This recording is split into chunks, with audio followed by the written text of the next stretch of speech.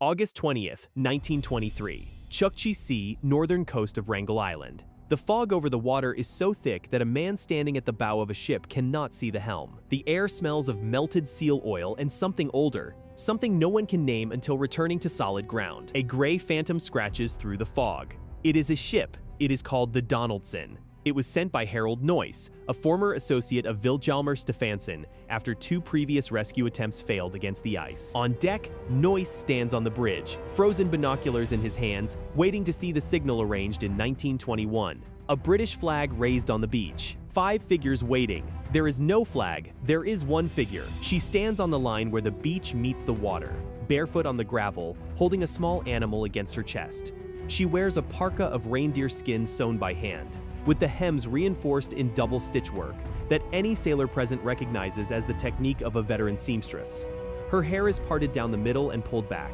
Her eyes are half closed against the light breaking through the fog, calculating how many people will descend from the boat before she allows herself to feel anything. The boat touches the gravel.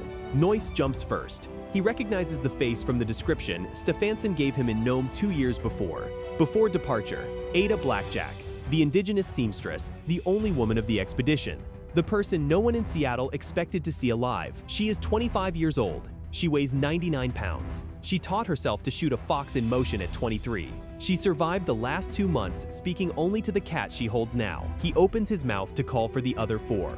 Crawford Knight, Maurer, Galley, the trained men, the official explorers, the names that will appear in the newspapers. Ada perceives his hesitation before the question. She already knows, has known for months. She simply raises her eyes once, meets his, and holds the silence she has learned to use as a tool. How does a seamstress from Nome, paralyzed by fear of guns and polar bears, survive a place that killed 4 men trained by the British Empire to survive there precisely? And what did Wrangel Island take from her that the ship that just arrived will never be able to return? Ada Blackjack was not raised for the Arctic. She was raised to disappear within it. She was born in 1898 in an Iñupiat village southeast of Nome, Alaska, with the name Ada Delutuk. At 8 years old, she lost her father. Her mother, unable to raise 4 children alone, handed Ada and a sister to Methodist missionaries who ran a school and infirmary in Nome. The policy of the mission was clear, recorded in internal correspondence that survives in church archives to this day.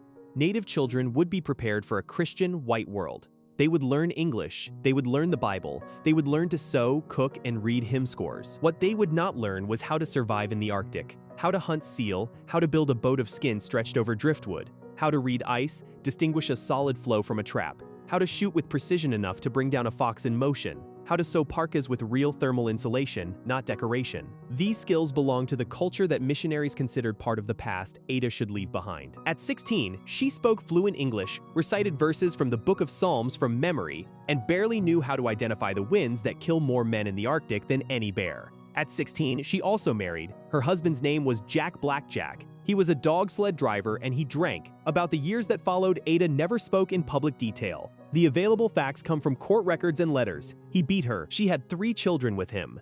2 died in infancy, circumstances that medical documents from the time describe only as weakness. The third, Bennett, was born sick. Pulmonary tuberculosis diagnosed before he was 4. Jack abandoned both of them in a remote region of the Seward Peninsula, without food and without money, and never returned. Ada carried Bennett on her back for 40 miles, walking until she reached Nome. There she found work as a seamstress in a local shop. She earned enough for food, not for medical treatment. Bennett's tuberculosis required hospitalization in a specialized sanitarium in Seattle, at a cost equivalent to 3 years of her salary. With no alternative, Ada handed her son to an orphanage in Nome, promising him she would return with the money. Bennett was 5 years old. He did not understand. She returned to her rented room and cried in silence, so as not to wake the landlady. It was in this state that she heard about the expedition. An American captain named Jack Hammer, who worked cargo boats between Nome and Seattle, was looking for an indigenous seamstress for a polar mission. Salary offered $50 a month with an advance of 6 months. For a seamstress in Nome in 1921, it was a sum that seemed invented. $50 a month covered Bennett's sanitarium, passage to Seattle, and had money left over. In 2 years of expedition, Ada would have enough money to take her son out of the orphanage and never give him back to anyone. There was a condition. She would be the only woman on the team, the only native. The other 4 members would be white Canadian and American men. Hammer promised that other Iñupiat families would join the group before departure. When Ada arrived at the ship in September 1921, the other families had dropped out. What remained was her, 4 men she had never seen before, and a cat named Vic, boarded as a rat catcher. Ada was paralyzed by fear of guns. She had declared terror of polar bears. She suffered from a form of panic in isolated environments that doctors of the time called Arctic hysteria, and the ship weighed anchor anyway. What makes a mother sign a contract she knows might kill her, knowing that the only alternative is to die more slowly while her son dies first? And what kind of man promised her that money knowing from the beginning that he had no way to fund the expedition to the end? Vilhjalmur Stefansson did not invent the theory that the Arctic was habitable. He invented a business model on top of it. Born in Manitoba in 1879, son of Icelandic immigrants, Stefansson had built, between 1906 and 1918, a respectable academic reputation as an ethnologist of the Canadian Arctic. He spoke Inuktitut. He lived among native communities for months. He collected anthropological data for Harvard University. On paper, he was a scientist, but in parallel, he discovered something more lucrative than research. He discovered that paying audiences loved to hear that the Arctic was not a deadly desert, but a fertile land of opportunities to be exploited by white men with the correct method. He called this idea the Friendly Arctic. It was the title of the book he would publish in 1921, and also the phrase that would become the brand of paid lectures at universities, gentlemen's clubs, and private auditoriums in Toronto, New York, and London. The central thesis was simple. Any well-trained expedition could live indefinitely off the polar land, hunting seals, bears, foxes, and birds. Heavy provisions were, according to Stefansson, a crutch of incompetent explorers. Scarcity did not exist. What existed was the lack of method. The thesis had a problem. It was not true. In 1913, Stefansson had led the Canadian Arctic expedition aboard a ship called the Karluk. The ship became trapped in the ice of the Beaufort Sea. Stefansson abandoned the crew under circumstances that historians still classify today as somewhere between gross negligence and documented cowardice. He left on a supposed hunting expedition and never returned to the ship. The Karluk sank. 11 men died of cold, of hunger, of exhaustion, or under circumstances never clarified on a desolate island called Wrangel. 11 dead. Same island, 7 years before.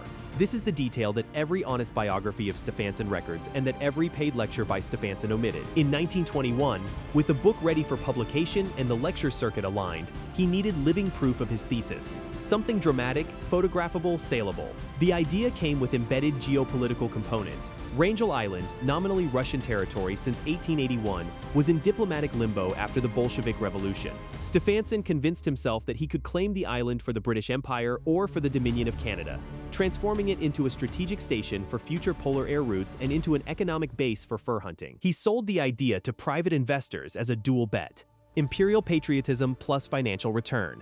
The Canadian government refused official funding. It remembered the Karluk. The British never formally approved the claim. Stefansson proceeded anyway, founding the Stefansson Arctic Exploration and Development Company with capital, mostly his own, and from a small group of supporters. To lead the expedition, he chose Alan Crawford, a 20-year-old Canadian university student with no polar experience. The choice was strategic. Crawford was Canadian, which gave legitimacy to the territorial claim. He was young enough to accept instructions without questioning. He was cheap. The other 3, Lorne Knight, Fred Maurer, and Milton Galley, were American. Knight had some field experience. Maurer had survived the Karluk in 1914, 8 months on the same island he was being sent back to. Galley was a 19-year-old boy who typed well and was hired partly as a secretary. None of the 4 were warned in detail about the death toll of the Karluk. Stefansson sent them with provisions for 6 months. The mission was to last 2 years. The justification, repeated in letters and contracts, was that the remaining time would be sustained by local hunting, exactly as promised in the book. He remained in New York, giving lectures and raising funds for the next expedition, while the team departed. Ada was hired a week before departure through Captain Jack Hammer.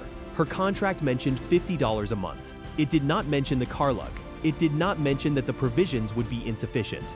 It did not mention that Stefansson had no intention of even visiting the island in person. And when Ada asked where the other Iñupiat families promised were, Hammer answered that they would come on the next ship. The next ship was never sent. And if the book called Friendly Arctic was the propaganda, and Wrangel Island was the product, who exactly did Stefansson think was buying what when he signed the contracts in September 1921? September 15, 1921. The ship Silver Wave anchored off the southern coast of Wrangel Island. 5 people and a cat disembarked. Union Jack flag raised on an improvised mast, photographs taken for the newspapers, toast with hot tea in tin cups. The ceremony lasted 35 minutes. The Silver Wave weighed anchor and disappeared over the horizon. The next vessel sent by Stefansson would arrive, according to agreement, in August 1922, 11 months later. The first year was not tragedy, it was routine. Alan Crawford, at 20 years old, took his role as leader seriously. He maintained daily meteorological records, notes on fauna cited, partial maps of the interior of the island. Lorne Knight hunted with reasonable efficiency, bringing down bearded seals on the coast and occasional polar bears when the wind allowed approach. Moorer, veteran of the 1914 Carlook, knew the island better than anyone. Galley, the youngest, operated the typewriter on which Crawford typed the official reports. Ada cooked, sewed, washed, kept the main tent heated. She was treated with cordial paternalism. Knight, in his private diary, called her the woman when he needed something and the Eskimo when he was irritated. They ate well in the first 8 months. The 6 months of provisions, stretched with hunting, lasted until May 1922. After that, the diet began to restrict to the animals they could bring down. And hunting on Wrangel is seasonal. Seals migrate. Bears cross the ice on routes that change year to year. Migratory birds only pass through brief windows. In the summer of 1922, Stefansson's ship did not arrive. The Teddy Bear, hired to carry new supplies and exchange expedition members, left Nome in July. It encountered an exceptionally thick barrier of pack ice for the year. It tried 3 different routes. None opened. The captain was experienced enough to know when to turn back and returned to Alaska in August, with all supplies still aboard. In New York, Stefansson received the telegram and responded with public calm. He told investors the team was well provisioned and another attempt would be made in spring 1923. In private correspondence, he admitted he had no funds for a second rescue expedition. He continued the lecture tour. On the island, no one knew this. Crawford, Knight, Maurer, Galley, and Ada spent the second winter rationing. Temperatures fell to -40 degrees. The sun disappeared for 2 months. The hunting failed systematically. The animals that appeared in 1921 did not appear in 1922. The men walked kilometers over the ice in search of seals and returned empty-handed, their faces covered in white crystals where breath had frozen in their scarves. And scurvy began. Knight was the first to show symptoms. His teeth began to loosen from his gums in December. His legs swelled, darkening in purple patches he described in his diary as livor mortis. The joints ached to the point of preventing him from climbing onto a sled without help. Maurer and Galley presented milder symptoms. Crawford and Ada, for reasons no one at the time fully understood, were less affected. The explanation would come decades later with modern nutritional chemistry. Ada ate parts of the seal that the men refused, liver and heart raw, rich in vitamin C. The others preferred meat cooked in an iron pan, a process that destroys the vitamin. In January 1923, the situation could no longer be disguised. The original provisions had run out. Hunting was insufficient. Knight was bedridden, his legs in such a state that he could barely urinate without help. Crawford gathered Maurer and Galley in the corner of the tent and laid out the only option he could see. 3 men in better condition would attempt to cross the ice of the Chukchi Sea to the coast of Siberia, 140 kilometers over unstable surface, in search of Russian settlements or whalers who could alert Nome. Knight was in no condition to walk. He would stay in the main tent. Ada would stay with Knight. Crawford, at 22 years old, completed 3 months before, offered one final formality. He asked Ada if she accepted the arrangement. She accepted in silence. There was nowhere to refuse. On January 28, 1923, Crawford, Maurer, and Galley departed over the ice carrying a single rifle and rations for 7 days. Ada and Knight stood motionless at the tent entrance, watching the 3 figures shrink against the whiteness until they disappeared.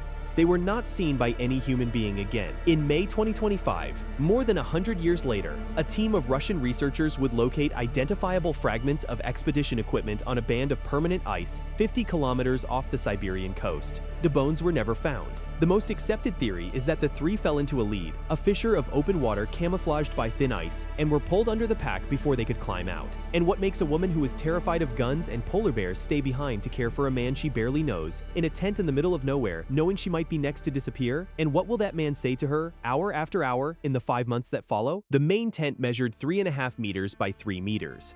Double canvas stretched over a floating wood frame, seal oil burner in the center, 2 sleeping bags on opposite sides. From January to June 1923, it was the entire universe of 2 people. Lorne Knight was 29 years old. He was from Oregon, son of a railroad worker, and had signed on to the expedition as a hunter and photographer. In January 1923, when the others left, he weighed 115 pounds. He had weighed 176 at embarkation in Nome. His gums bled at the slightest touch. His teeth moved when he spoke, His ankles had swelled to the point that the skin had cracked, exposing dark flesh that would not heal. Ada cared for him. She heated stones in the burner and wrapped them in cloth to place at his feet. She built a bed of oat sacks that could be turned every 2 days to prevent bed sores from forming on his back. She chopped seal meat into small pieces and softened it with hot water so he could swallow without chewing. She emptied his urine pot 3, 4, 5 times a day, carrying it to the ice outside because inside the tent the smell no longer left. When he had diarrhea in February, she cleaned. When it happened again in March, she cleaned. When he began to bleed from his mouth in April, she cleaned. Knight, in exchange, spoke. His diaries, recovered by the ship Donaldson in August and later selectively edited by Harold Noyce, record in trembling handwriting a fraction of what he said to her during these 5 months. The complete version became known only in 1973, when the original manuscripts were donated to Dartmouth College's library by descendants of his family. Researchers transcribed them fully in 2003. He called her the foolish woman. He noted it dozens of times, his handwriting becoming increasingly difficult to read as scurvy advanced. In February, he wrote that her husband was right to beat her. In March, he wrote that she was guilty of her own children's deaths because women like her did not know how to care for children.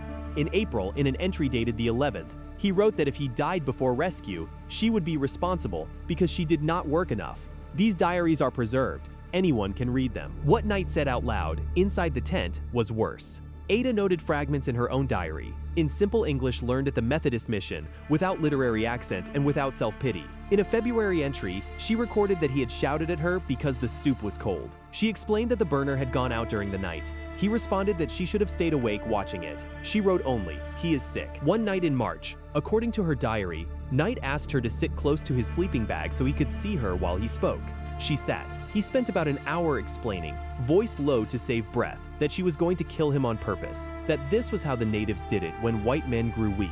Ada wrote in that Knight's diary a single sentence. He does not understand how hard it is to do the work of 4 men and take care of a dying one. In October 1922, before the illness worsened, Knight had done something Ada never mentioned in public diary, and which became known only because Knight himself recorded it in a dated entry. She had refused to leave the tent one morning, claiming exhaustion and fear of bears. Knight wrote that he decided to correct her stubbornness. He tied her to an improvised flagpole outside the tent and left her there for several hours, under temperature near -4 degrees Fahrenheit, until she agreed to return to work. He noted that she remained silent the entire time, and that this proved the method was effective. This paragraph is in his diary in firm handwriting, without any sign of remorse. Ada never spoke about the masthead episode publicly. In 1973, when his diaries were donated to the public, she was 75 years old, living in a boarding house in Palmer, Alaska, and refused all interviews. She told a nephew that some things were better left where they were. On June 23, 1923, at 3 in the afternoon, Lorne Knight stopped breathing. Ada was beside him. She typed on the typewriter he had used for his diaries the cleanest sentence she could construct. Wrangel Island, June 23, 1923, the date of Mr. Knight's death, with an apostrophe error in the name, exactly as she wrote it, preserved in a photograph of the original document. If you want more true stories where a single decision remakes the entire life of a person no one expected to survive, subscribe now, because this story has not yet finished collecting its price. And what makes a woman care to the end for a man who spent 5 months trying to convince her she deserved to die with him?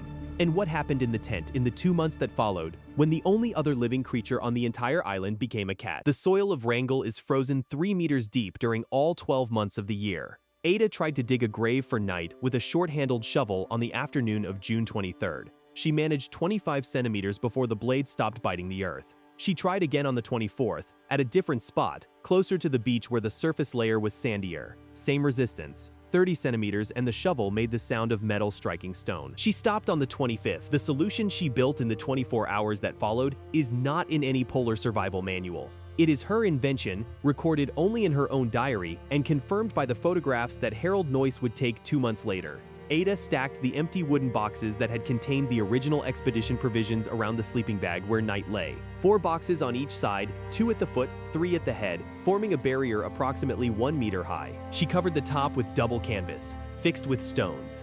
She sealed the gaps between the boxes with compacted snow. The structure had 2 functions: to prevent polar bears or foxes from accessing the body, and to create a visual barrier so Ada would not have to look at Knight every time she entered the main tent. She transferred her own sleeping bag to the storage tent, about 15 meters away. She carried with her only 3 objects: the typewriter, the diary, the cat. Vic had arrived on the island in September 1921 as a rat catcher from the ship. She was black and white, female, with no scientific name assigned to her breed. She had survived the 22 months before, for the reasons cats usually survive in the Arctic. She hunted lemmings. She slept near the burner. She accepted scraps of seal when hunting failed. In June 1923, with night dead and the island in complete silence except for wind, Vic was the only living thing Ada could see, hear, or touch. She began to speak to the cat out loud, in English. The diary of Ada records these conversations in partial transcription. Phrases like "I told Vic about Bennett today," or "Vic does not like the wind tonight," or, in an entry dated July 12, a sentence that researchers studying extreme isolation cite to this day as an example of cognitive adaptation under prolonged stress. "If Vic eats, I eat. If Vic sleeps, I sleep. If Vic is calm, the bears are not close." To hunt, Ada had to overcome her fear of guns that she carried from Nome. She practiced shooting at empty tea cans stacked on a snow dune, 50 paces from the tent. She built a wooden floating support with an improvised hinge for the .2 rifle that Knight had left behind, because she was too short to absorb the recoil standing. The support allowed her to keep the gun steady and maintain aim. In 3 weeks of practice, she brought down her first fox in motion, at 80 meters, with a single shot. In 2 months, she had shot 8 Arctic foxes, 3 seals, and dozens of seabirds. She learned to skin, salt, and cure the hides using techniques she had seen Moorer apply in the first year. The hides she would use to reinforce the parka that would need to be ready before the next winter, in case rescue did not come in 1923, and she had to survive another year. To sew, she had needles, sinew thread, and decades of practice. In July, she began to manufacture a pair of children's moccasins in young seal skin, approximate size for the feet of an 8-year-old child. Bennett was 8 years old. The moccasins were not for the cold of the Arctic. They were for Seattle, where Bennett would be, waiting when she returned. To write, she used the typewriter Knight had left behind and a personal diary on plain paper. The function of the diary was not literary. It was documentary. Ada wrote in an entry dated August 4th that if she died before rescue, she wanted someone to find the notebook and take it to Bennett. "If anything happened to me and my death is known, there is blackstrap for Bennett school book bag for my only son. I wish if you please take everything to Bennett that has belonged to me." This sentence is reproduced in 5 different files on 3 continents. Vic slept at the foot of her sleeping bag every night. On August 19, 1923, Ada wrote in her diary a short sentence before sleep: "Tomorrow I will hunt the seal near the South Rock." She did not hunt seal the next day. On the morning of August 20, 1923, Ada woke to a sound she initially identified as the snort of a walrus near the beach. She left the storage tent barefoot, rifle resting on her forearm, expecting to see the gray-blue form of a 600-pound animal dragging itself across the gravel. It was not a walrus, it was a steam engine. The Donaldson had broken through the ice barrier the night before, coming from the east, in a window of open sea that would only exist for another 48 hours. Aboard, Harold Noyce carried direct orders from Stephenson given in New York 3 months before: locate the team, verify progress, exchange members if necessary, return with photographs and samples. The budget for the rescue expedition had been raised by public subscription after American newspapers began publicly asking what had happened to the 5 sent to Wrangel in 1921. Stephenson, under pressure, authorized Noyce to depart in July. When Ada appeared on the beach, alone with the cat in her arms, it took Noyce 19 seconds to understand what he was seeing. The reconstruction of the scene comes from Noyce's own report, from the diaries of 2 Donaldson sailors, and from Ada's later statements to the Nome Nugget newspaper in 1924. Noyce asked where Crawford was. Ada pointed south toward the frozen sea. Noyce asked where Moorer and Gal were. Ada pointed in the same direction. Noyce asked about Knight. Ada pointed toward the main tent behind her. The sailors went to the tent. They returned in silence. Ada boarded the Donaldson at 11:30 in the morning after packing the unfinished moccasins, the diary, the parka, the typewriter, 3 cured fox hides, and Vic. She refused to leave anything behind. She sat on the deck wrapped in a wool blanket that one of the crew had brought her and watched the island while the ship weighed anchor. She did not cry. She did not speak. She kept her eyes fixed on a point on the coast that no one aboard could identify. The Donaldson arrived in Nome on August 31st, 1923. Bennett was 8 years and 4 months old. He was in the same orphanage where Ada had left him 12 weeks before. The tuberculosis had worsened. The orphanage administration had moved him to a separate ward, set aside for children who would receive no more visits. Ada arrived at the orphanage on September 2nd, carrying the finished moccasins sewn in young seal skin with an inner lining of fox fur and double sinew binding, perfect size. Bennett recognized her before she spoke. He rose from the bed unaided. He walked to her barefoot. The moccasins fit exactly.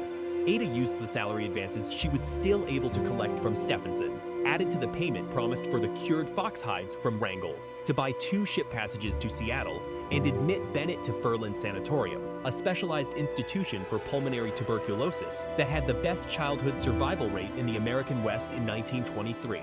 Treatment cost $400 a year.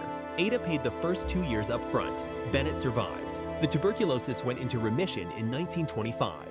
He would have chronic relapses for the rest of his life and never know full health. But he lived. He lived until May 1972, when he died at 57 in Seattle, never officially leaving the condition of medically monitored patient. He and Ada met in person for the last time in 1969, according to family records. And what happened to the woman who had given 2 years of her life for the right to fit shoes on a son's feet? What did the civilized world do with her story, now that she was the only one who could tell it? The first thing that happened was the headline. In January 1924, the New York Daily News published a full-page article titled "Eskimo Woman Spurned Causes Death in Arctic." The subtitle claimed that Ada Blackjack had refused to care for Lorne Knight because he had rejected romantic advances from her, and that this refusal would have accelerated his death from scurvy. The report cited anonymous sources close to the expedition. There were no sources. The source was a single person. Harold Noyes had stolen the diaries. Sometime between August 1923, when he carried Ada and her belongings aboard the Donaldson, and January 1924, Noyes removed from Ada's luggage her personal diary and Knight's diary. In later correspondence recovered by researchers, he describes this appropriation as salvage of historical material. He edited both documents. He altered dates. He inserted false marginalia attributed to Knight. He sold selected excerpts to American and Canadian newspapers throughout 1924, receiving payments that totaled, according to historians' calculations, the equivalent of 8 years of the salary Ada had received for the entire expedition. Vilhjálmur Stefansson, meanwhile, published the book The Adventure of Wrangel Island. The book treated Ada cordially, in 3 pages of 180, and attributed her survival mainly to Stefansson's strategic planning and young Crawford's courage. The deaths of Crawford, Maurer, and Galley were presented as heroic sacrifice. The book sold well. Stefansson did a lecture tour for 2 years. Ada received no royalties. Her contract with the expedition mentioned $50 monthly and no clause on copyright or byproducts. The back salaries were never paid in full. Later calculations indicate that Stefansson owed Ada in 1924 the equivalent of $700. She received $240, distributed in 4 payments during 1924 and 1925. She collected the remainder by letter 3 times without a lawyer. The letters are archived. They were never answered. Only one person defended Ada publicly that year. John Knight, Lorne's father, a lawyer in Oregon, wrote an open letter to the Daily News refuting Noyes' accusations point by point. He said he had read his son's original diaries before departure, knew his son's personality, knew the complete version of events from private correspondence he had received from other expedition members and Russian intermediaries who had tried to coordinate rescue logistics. He stated that Ada Blackjack had attempted to save his son's life with more dignity than most white men would have demonstrated in the same circumstances. The letter was published once, on an inside page, and was never again cited by any journalist of the era. Ada did not speak to the press. She refused all interviews beginning in 1925. She returned to Alaska. She married a second time to a man named Johnson and had another son, Billy. The marriage lasted a few years and ended. Ada worked as a seamstress, as a janitor in schools, as a reindeer herder in brief periods, as an aide in missionary hospitals. She never again received payment for any text, any lecture, any cultural product derived from the expedition that had almost killed her. She lived in disciplined and contained poverty for the rest of her life. On May 29, 1983, Ada Blackjack Johnson died in a boarding house for the elderly in Palmer, Alaska. She was 85 years old. The cause listed was pneumonia. She is buried in Anchorage Memorial Park Cemetery. The headstone, paid for by descendants in 1990, bears a short inscription, Harrow Inn, Wrangel Island Expedition. The word heroine is the only one that matters, and it is the only one Ada ever used to describe herself. Stephenson died wealthy in 1962, with glowing obituaries. Noyce died obscure in 1958 without ever returning the diaries. The book The Adventure of Wrangel Island remains in print. Ada Blackjack, a true story of survival in the Arctic, a biography written by Jennifer Niven in 2003, was the first work to present Ada's version based on complete primary sources. Bennett Blackjack lived 65 more years than he would have lived without the moccasins. Billy Blackjack Johnson served in the United States Army, was an activist for Iñupiat rights, died in 2003. Vic the cat lived 12 more years in Alaska, known in the neighborhood as the cat that came back from Wrangel. The entire story began with $50 a month. Stefansson wrote a book, Noyce wrote a slander. Bennett learned to walk in the moccasins his mother sewed in a tent in the middle of the ice, and lived long enough to grow old. If you want another story where a single silent decision redefines what courage means, where no one wrote the right book, where the person who survived paid a price no contract listed, click the next video. There are still women like Ada waiting to be told out loud.